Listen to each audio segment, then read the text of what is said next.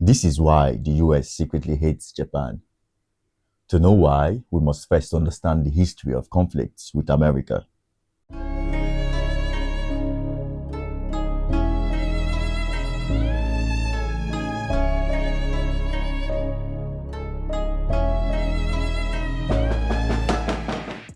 In 1812, the British invaded this construct we know as America.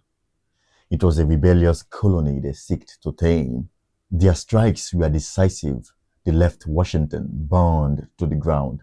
For context, the British were the most powerful empire at the time, but even they were defeated and kicked out of America. The US emerged as an independent state, and it echoed around the world.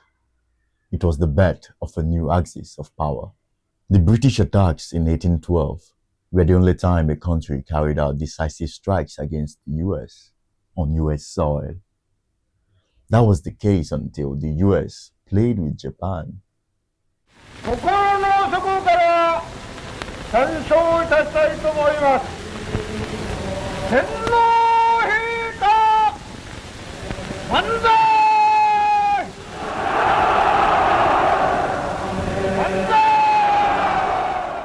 Back in the 1930s, Japan was still a military powerhouse. They had already defeated the Soviets in naval battle. At this time, the Japanese were proud and intoxicated by their military success. So in 1937, Japan launched a full-scale invasion of China. Like all invasions, it was brutal and bloody. The Chinese were not defenseless. They fought and died bravely. They broadcasted images of dead civilians as a way to garner support from the international community.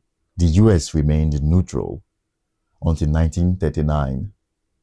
After so much death and suffering, the US decided it was in its interest to weaken Japan. So in 1939, the US terminated its trade treaty with Japan. In 1940, they put embargoes on Japan. They called it the Export Control Act. The US blocked steel, scrap metal, aviation fuel, or anything necessary for war production in Japan. And as if that wasn't enough, in 1941, the US put a blockade on oil and other strategic materials from going to Japan. Their demands were direct. Withdraw your forces from China and Indochina.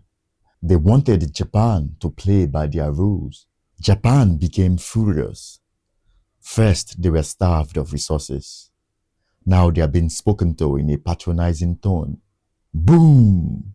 Japan attacked the US naval fleet at Pearl Harbor. They struck without fear, a decisive blow on US soil. The Americans were short of words. They couldn't believe any country would dare.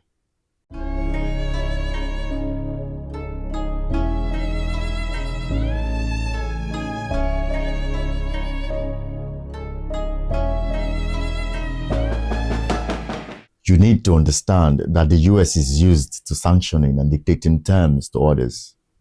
If you do something they dislike, threat or not, the US will destroy you with sanctions. They would stop the oxygen from getting to your country if they could. It is what it is. That's how they fight. They destroy you economically, then complete it militarily. For example, the US has sanctioned Iran to the ground. The US has also launched strikes against Iran from Qatar. And how did the Iranian government retaliate? They struck a US base in Qatar. You must understand that this is ideal for the US.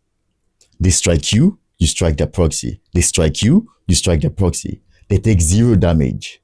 You get destroyed and you destroy their proxies in return. This is perfect victory.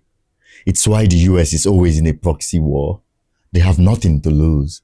If they win, they get to keep your land and resources. And if they lose, well, just dead soldiers, expendable assets. It's why intercontinental missiles are important. They are the only way to send damage home.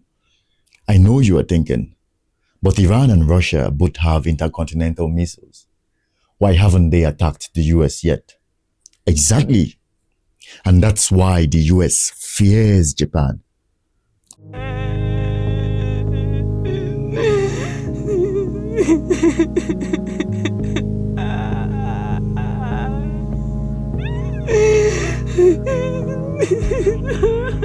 Back in the 1940s, the US tried the same tactic with Japan. They intended to use China as a proxy.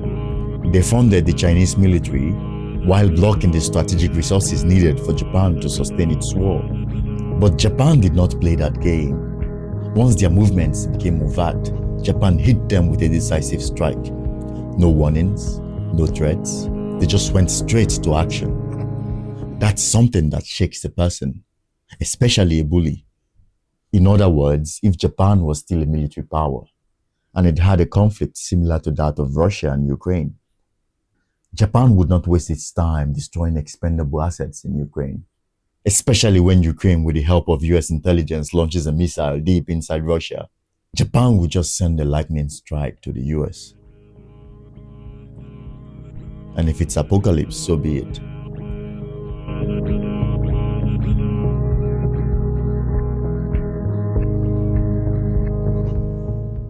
You need to understand the psychology of a bully. It doesn't matter how big and bad they are. When they meet a player willing to deal damage, no matter the cost, they start to think twice. It's why the US amended the Japanese constitution.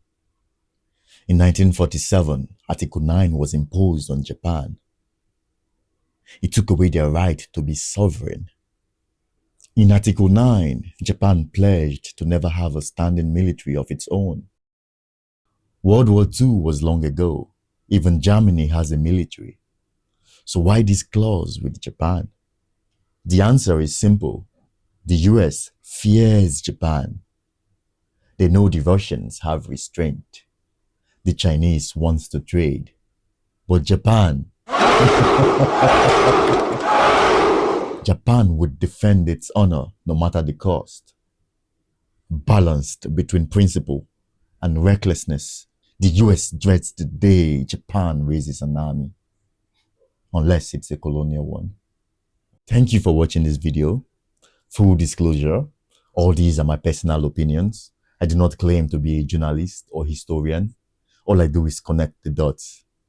So comment and subscribe if you want to see more political content from me. And peace out.